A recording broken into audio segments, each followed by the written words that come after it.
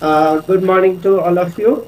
Uh, uh, I'm uh, I'm privileged to give the keynote address on ethical practices, standards, and social relevance of contemporary management research publications.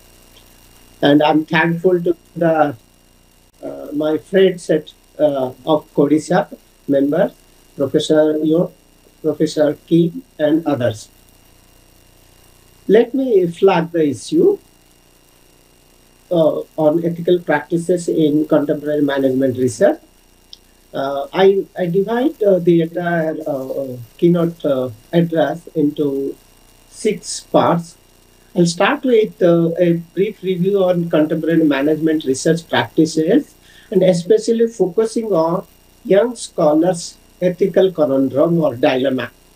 How to make a fine balance between uh, uh, keeping research relevance at the same time in the competitive business school settings. How do they face ethical conundrums? Then, what is the role of academia at large, especially journal editors and publishers? Then we'll discuss a bit on what should be the researcher's perspective and the academia in general in terms of the ethical responsibility. Then we'll move to the challenges ahead and a way forward and conclusion to finally to reach the point that where how can we make social science and management research relevance and at the same time keeping the ethical best ethical practices and standards. So contemporary research over the past decade has grown a significantly.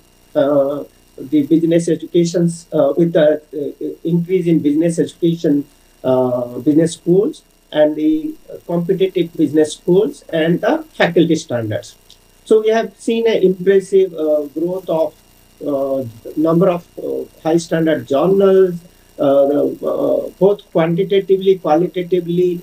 Research publications have grown, and new young professional research scholars have been working assiduously to keep pace with the peer competition. However, although the young professionals are well aware about the research standards and practices, yet given the increasing competition, they may find it difficult in putting these ethical standards into practices, especially in a setting where there is a fierce competition, where there is higher rate of they experience higher rate of journal rejection, and the institutions also have actually increased the standard their expectation standard.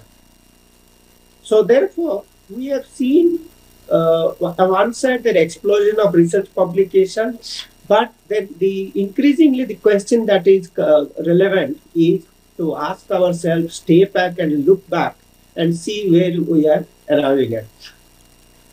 All this growth in explosion in terms of quantity of publications are what?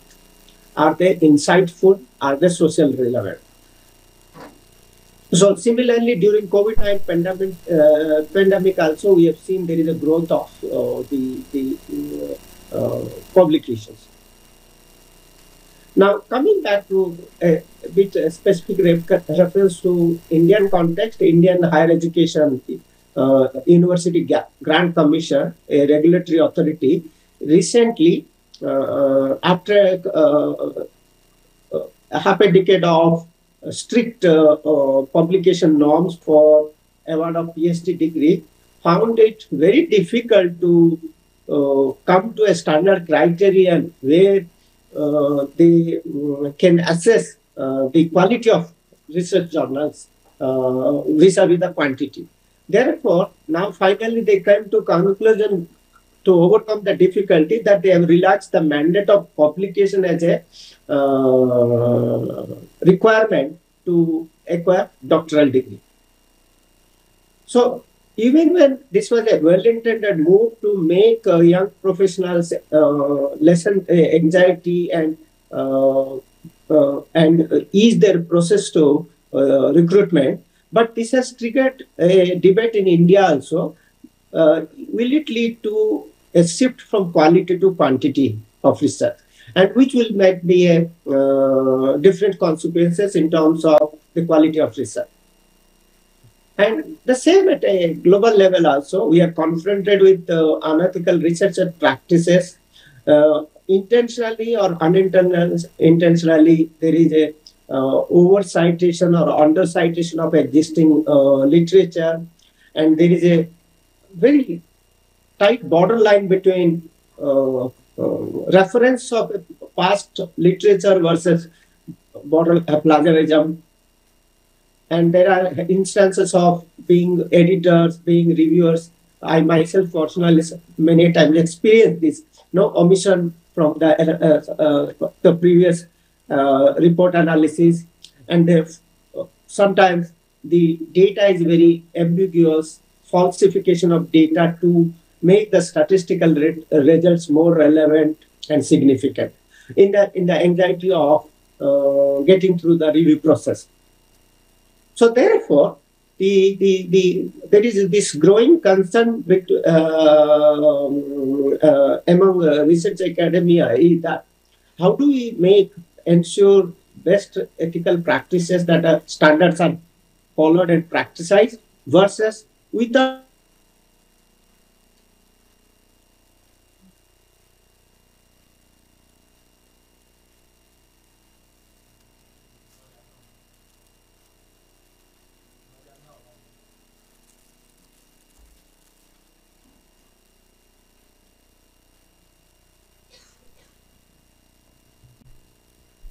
Hello? Professor Lau?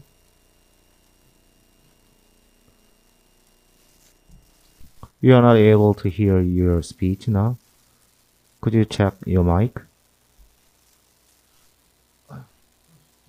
Incorporate in a time constrained manner the comments and rework on the paper. So, but at the same time, they have to also follow the ethical guidelines. Therefore, there is a constrained optimization process. If we use a physics language, is one witnesses in review process, in getting published, and getting tenure track. So this, because of this competitive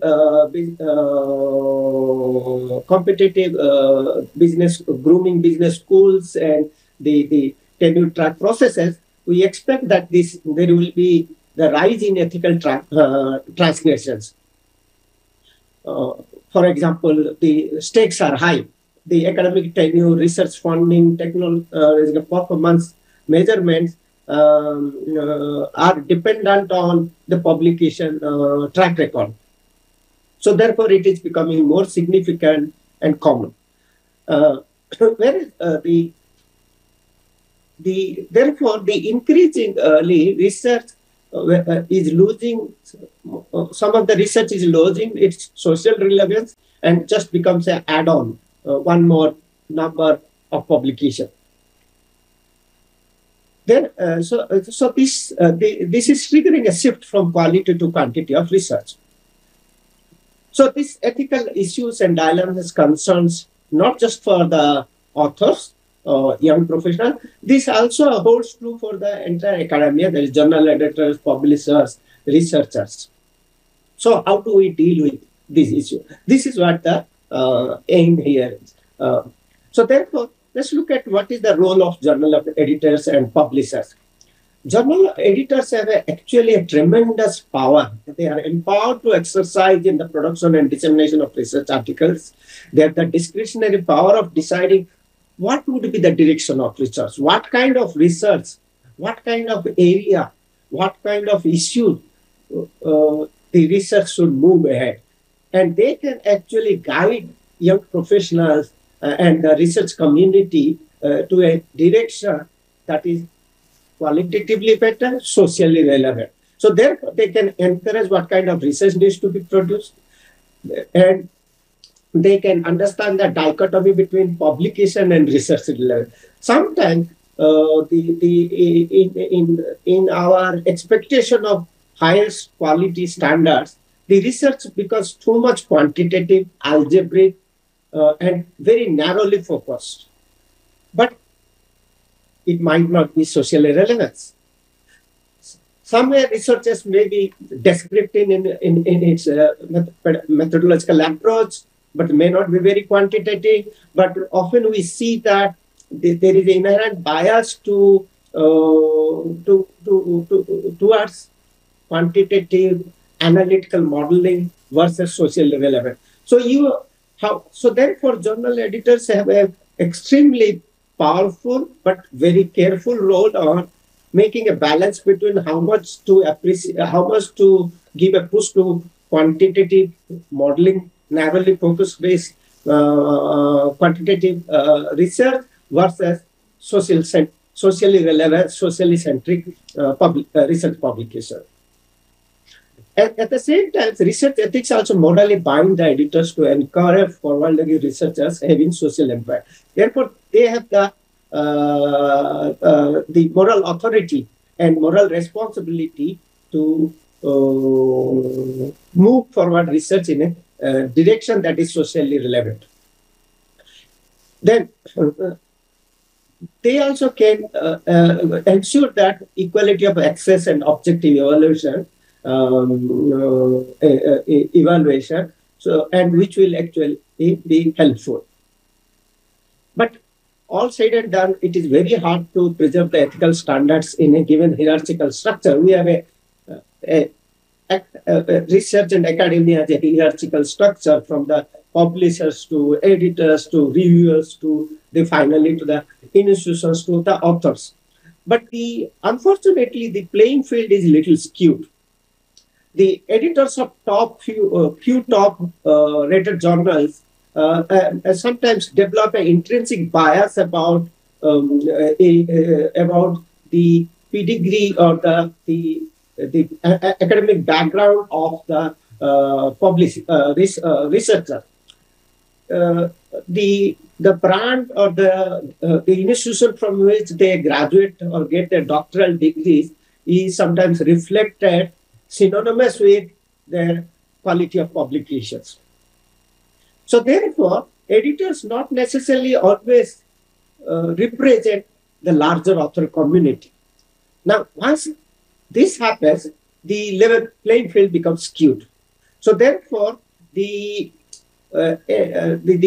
authors who come from a brand, so quote unquote branded top Ivy League institutes, business schools, gets a inroad to the publication process, research publication, whereas those who come from the lesser known institute, although might be making sincere efforts, but remains out of the race. So therefore, the journal editors must be careful not to creep in these additional biases with negligence. So therefore, what they should emphasize is the objective, careful evaluation of review papers, so that the other view is suppressed. Other view in the sense that this the pedigree or biases are not comes into in evaluating the quality and social relevance of research. So therefore, despite authority, editors still, of course, to be fair to journal editors, although they are reposed with authority, but they still have to deal with a complex and competing demand. One side, if editors push too hard to assure the reviewers are committed to their jobs, then the reviewers might reject or might not accept the review process, which is hardly compensated in monetary or otherwise terms. Therefore, getting reviewers on the board itself is it's a Herculean task for the editors. Editors most of the time find it very difficult. Actually, we have noticed in post-COVID scenario, it is finding expert reviewers for relevance research papers have been very difficult. In fact, the data might speak, but we could see that there is a lot of delay in review processes in last 2-3 years. Therefore, editors, one, they have to cajole and coax and incentivize reviewers to come on the board. At the same time, see that reviewers are objectively evaluating the relevance and quality of the research publications. At the same time, they also have to be very careful of not pushing hard on the reviewers. Second, the editors also, the second development which is of late, the journal ranking, there is a race to bottom or race to top. Now, every journal now looking for ranking in different matrices. Therefore, this journal ranking led to now some the exclusive category of journals which are assumed to be qualitatively better than the other journals. There are many in terms of number of journals have increased, but the journals that comes into this ranking are very few, and also there is a long review process of getting into this journal ranking metric. Now, with that, the young professionals are finding difficult to get through the publication process in this top tier journal ranking. So that is leading to the increase in competition for a fewer publication opportunity in top tier journal, and that's how the quality versus the technical narrow focus based research versus ethical conflict, practicing ethical standards is coming into fore. So therefore, some critics would point out that I've written the keynote paper details out the references and cross references in the proceeding, where you could see that many critics would argue that are we towards race to the top or to the bottom? Are we really overemphasizing journal ranking, or each journal ranking is compatible with, or will this be a means to produce a end that is called the quality and socially relevance research publication? And publications also has become now essential for income and tenure. So therefore, young professionals are anxious. There is a greater rivalry, too much ambition with only to publish in ranking journals. So therefore, even before the entire conceptualization process of a research paper starts, first now young professionals now think about which is the journal, which is the vantage point, which is the accessible journal. So what is the objective of the journal? Accordingly, they go backward and try to see what kind of issue they will pick up. That actually sometimes self-defeating process, because the research should be independent of the outcome. It should be the researcher's objective thinking what would be a relevant issue, and then which would be the outlet for publication. But that the causality is becoming reversing. So therefore, the question is publication and the research relevant. Now there is a dichotomy or a wedge is emerging. Now and consequently there is overemphasis on citation and metrics, finding in top you find in top tier journals. So therefore, research publication now publishing research journals and owning research publication now transform viewed more from a academic exercise to now it has become an entrepreneurship. So in fact, monetary rewards, peer recognition, has been institutionalized by competing business schools over research ethics. I hope I'm audible.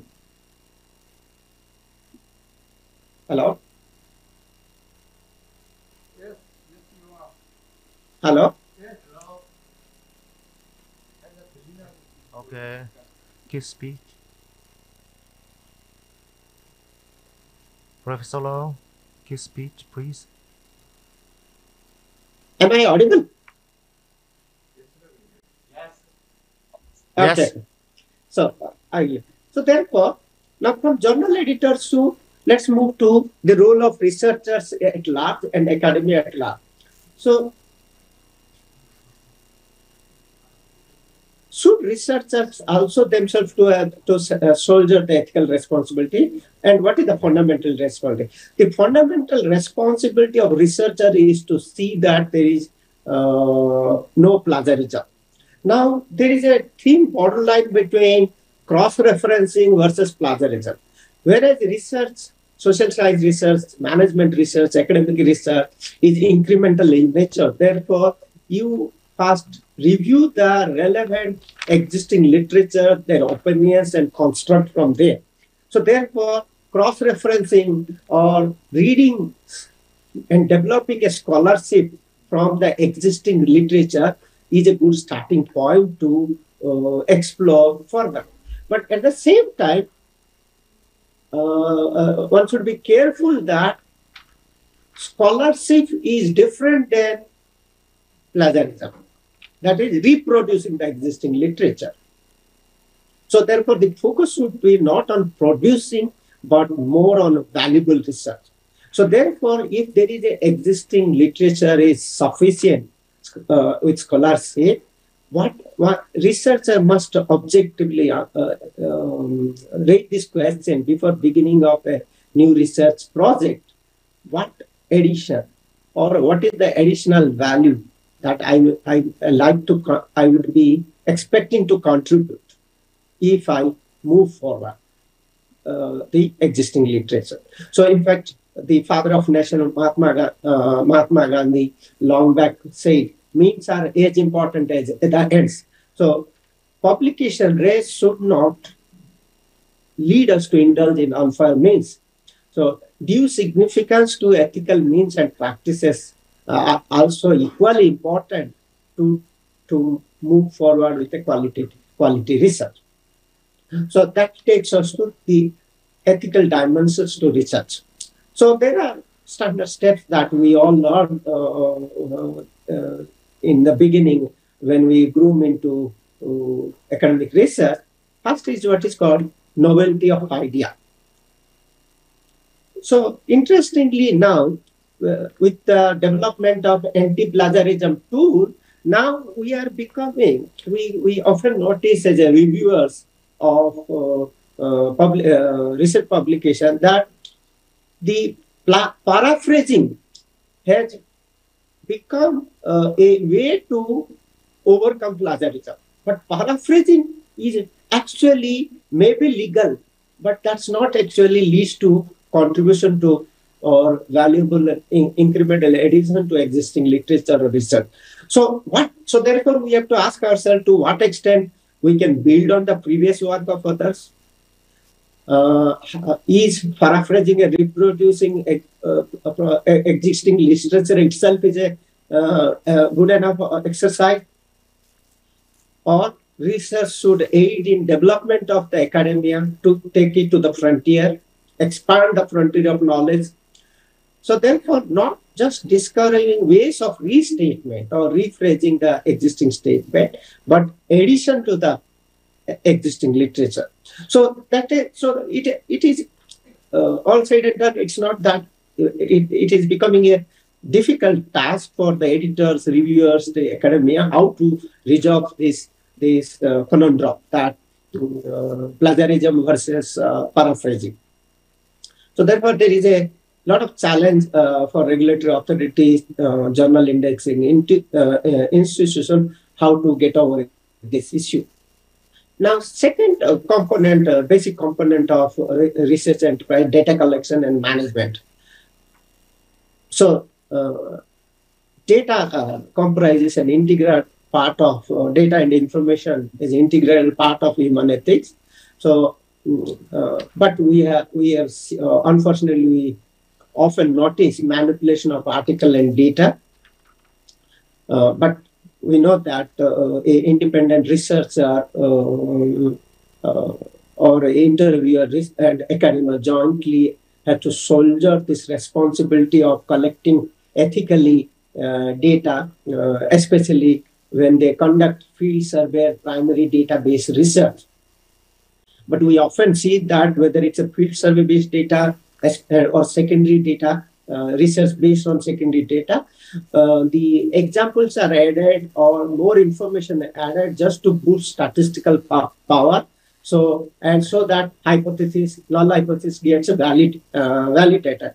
But doing so, we are increasing type 1 error. We are rejecting a null hypothesis when there is actually all that says that not to reject the null hypothesis. So we need to, in our anxiety for statistical significance, we are adding more information and more examples so that the research gets accepted. So altering variable set after hypothesis testing to arrive at a predetermined conclusion is unfortunately growingly seen. Then choice of sampling techniques also. So therefore, as I already remarked, that now the reverse causality. We predispose ourselves that this is the conclusion that we must reach. Therefore, what kind of data variables that will lead to this conclusion, and what kind of data through that variable will give me correct results. So therefore, our choice of samples are biased, or sampling techniques are biased to for a predetermined conclusion. And we often knowingly or unknowingly forget that anonymity and unbiasedness, especially in field survey and survey-based, interview-based primary data.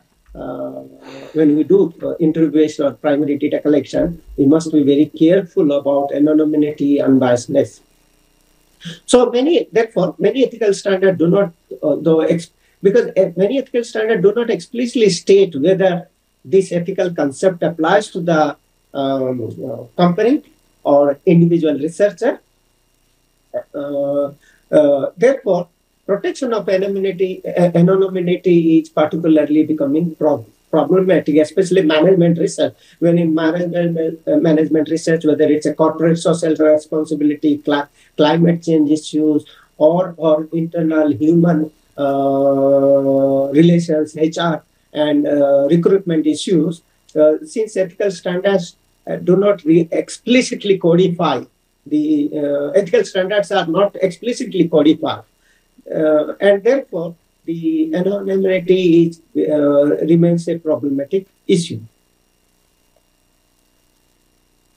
Now, when we come back to the another most important component of methodology analysis, so post hoc findings are presented as a priori hypothesis. Again, it goes back to my previous remark that post hoc conclusions are becoming presented as a priori hypothesis. So once researchers move forward, analyze the data, and see that primary findings, then accordingly revise their hypothesis, and which is not ethically actually correct.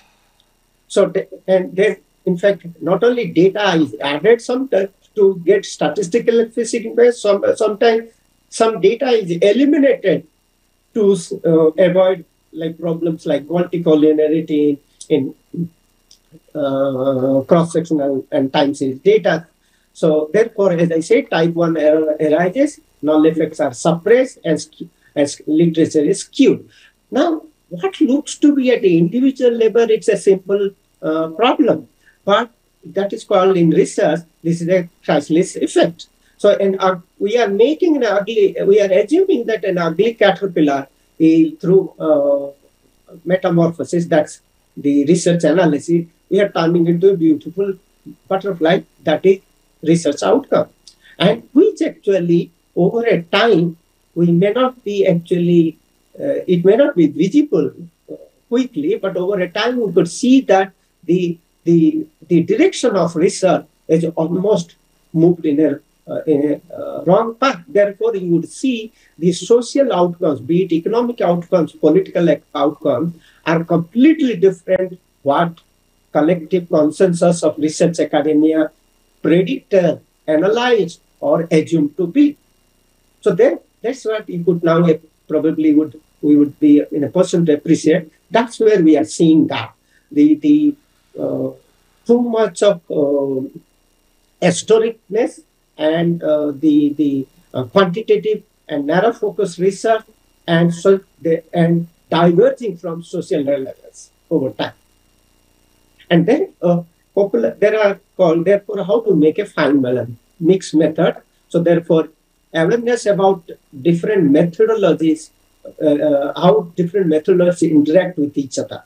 So therefore, not only quantitative data, which sometimes has to be nicely nuanced with qualitative observations, which is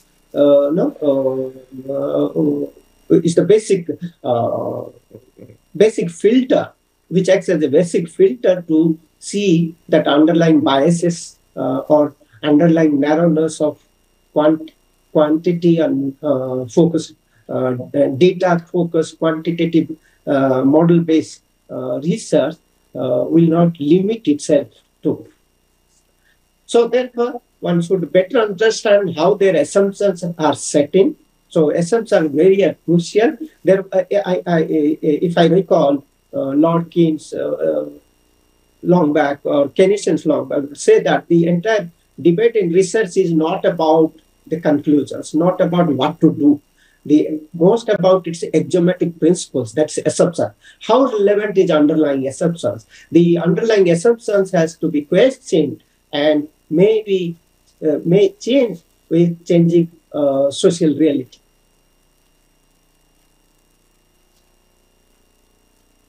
So let me move. So, what is the role of peer review and how funding practices and conflict of interest arises? Peer reviews always held significance since time immemorial. In fact, peer reviews acts as a natural constraint to minimize underlying biases from an individual researcher or individual reviewer or the journal. So, but if the very gatekeepers, that is peer reviewers, put pressure on researchers to engage unethical research methods, that will really hurt the field. What is that? What we mean by that? Now, if the very peer reviews would enforce researchers to get into more mathematician, model building, and narrowly focused research with elegant results, then they themselves will be hurting the research. So, changes, of course, happens in review process are for the better. They actually, young professionals, when they start with the research career, they get a lot of insight from the review process that helps in bettering and fine-tuning the research ideas. But however well-intentioned this developmental review process, which prompts to revise theories, hypothesis post facto. So in the light of editors and reviewers' suggestion. So then, most of the time what happens, the researcher had an idea and visualization of what is the underlying the analytical process that he or she observed and studied on ground.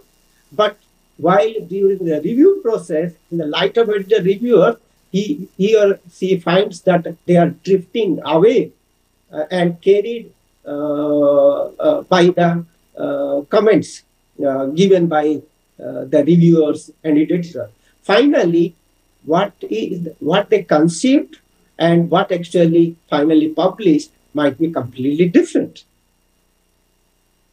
So therefore, management researcher, reviewer, editor, most of the times now, always repeatedly not to overemphasize the statistical significance to assess the quality.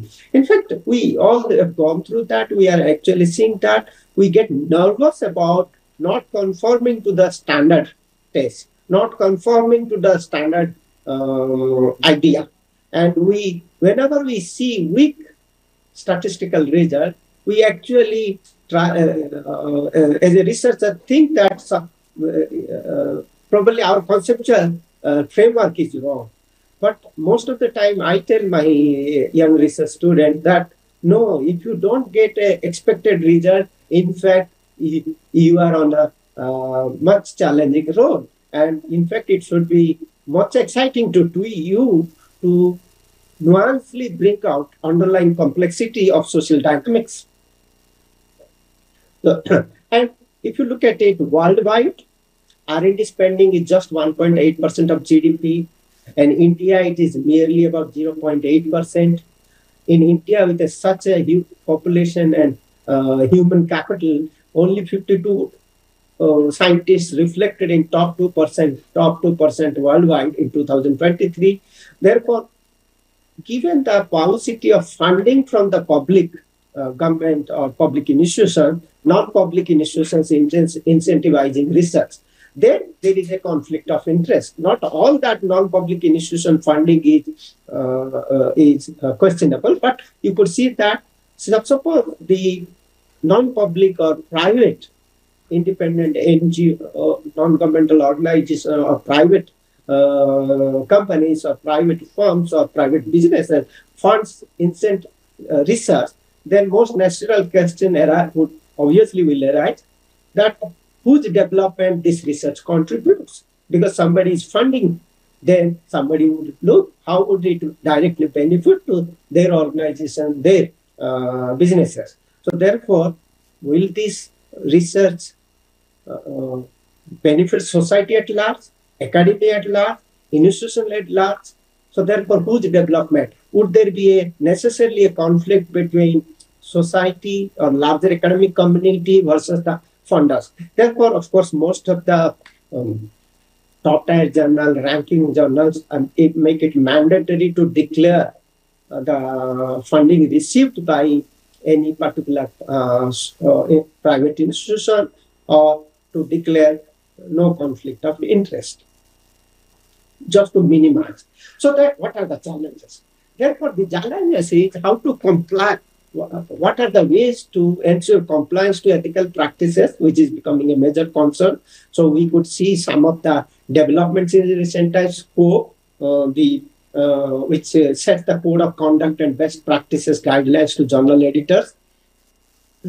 So where editors seek assurance that all research has been approved by an appropriate body. So the review committee, the editorial board, stands explicitly guaranteeing that the authenticity or the that review process is transparent and in line with best practices.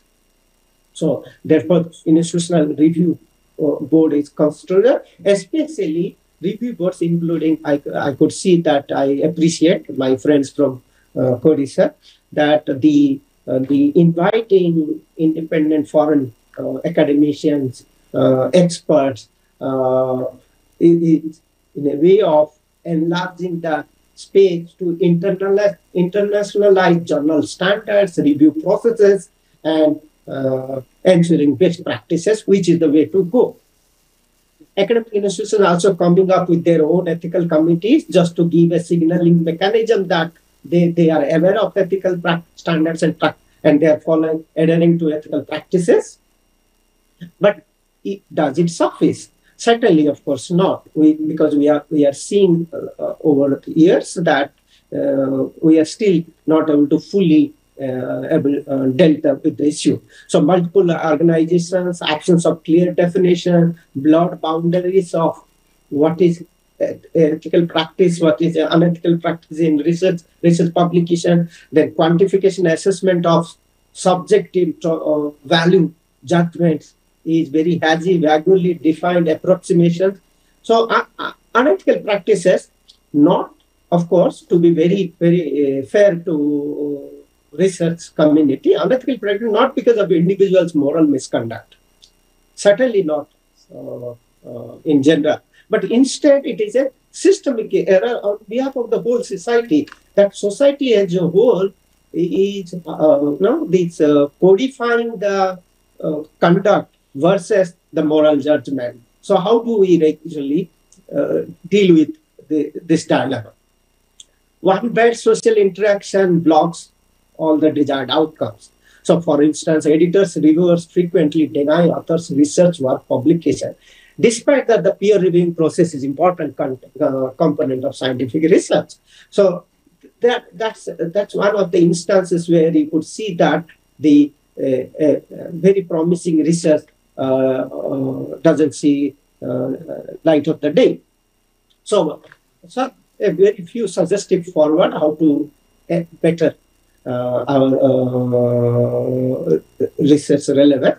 So rigorous research, of course, instills confidence about learning ability or else is meaningless. So why would the young researchers, apart from assuring a job and tenure track, research, of course, gives a confidence of that we are skillful, we understand the underlying social dynamics.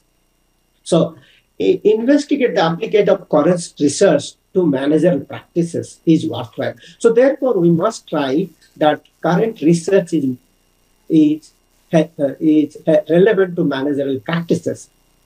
So let's steer the academic research into more pragmatic, real world, and in an associated direction to stay. Therefore, I always say we say this that both as to be a teacher and researcher in management schools especially, you should be, the key objective is to stay relevant, and that you will stay relevant as long as you understand the changes both in business and society at large. And in fact, literature also should be published to open to replication. Some of the journals think otherwise, but I think literature published should also be open to replication, so that the publishing replication studies also provides an evidence that whether prior work had some significant biases, and so that present work can remove that. So management researcher needs to adopt a scholarly culture in which they acknowledge each other's published work, and of course subject to public verification. And we must be open to public verification. For example, I just quote a simple thing. So few years back, I was handling the both in Indian Institute of Management, Lucknow. I was fortunate to be part of in designing journal ranking. We had a journal ranking committee, and I also was a part of documenting the tenure track and promotional process, where we actually, to be a professor, earlier it was an internal decision, just interview board and internal. But now we prepare our research dossier. Whoever is a prospective applicant has to submit a research dossier, not just your publication. These publications are now sent to an academic expert. The academic expert gives a very detailed, nuanced comment and judgment on not only their highly rated publication, but how socially relevant they are. In fact, interestingly, this is what is now we are standard practice, especially for professorship and associate professorship to professorship. We are allowing ourselves, even after publishing in top tier QS ranking to ABDC ranking to SSCI ranking, we again submit all these to an independent expert who is almost at a very senior level and with a lot of social standing, and they give the response to. So that means we are allowing ourselves for public verification and examination. So that should be also for the journal. Journals may provide opportunity. Therefore, also I think going ahead, I know there would be a discussion, but KODISA journals also, I think we are doing well and we should move forward. And also we should maybe think of introducing a debate, at least one debate in each volume, so that both different reviewers, different researchers can debate on the same issue from the diverse perspective, which will enhance the visibility of journal and the social standing. Okay, I'm almost through. Let me go to. So therefore, in conclusion, so it is necessary that we expand the definition of research ethics as much as you can take, and we must take. But most importantly, I think what is the bottom line of that time? It is not so much about making regulations strong.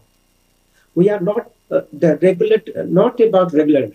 To understand the process is more important. So, way forward to build an academically inclusive society is to understand the entire research, public and publication process. Now, embed that into the academia, industry, and societal thinking. So, what are we bringing back to the classroom? Again, we keep saying here that if your research is not relevant unless it reflects in your teaching, improvement in teaching. So, in conclusion, ethical issues occur when we believe that being ethical requires nothing more than overcoming law. That's what I was. So it's just not about law. Over-reliance of regulation, in fact, may diminish the autonomy, accountability of researcher, the long-standing warning that social institution and behavior modification, which endanger moral agency by substituting actual moral responsibility for others with the proxy of rule-abiding conduct following logically from the. So therefore, the need for universally accepted set of research norms grows as a field. The field of research becomes more international. So, internationalizing institutions, internationalizing research community, internationalizing journals will actually converge to international best practices. So, the first step to start with to support doctoral research programming management globally, so that we can foster exchange of knowledge and skills. And also at the same time, you can inculcate the spirit of ethical responsibility in each one of us to better research, make research socially relevant and stay relevant.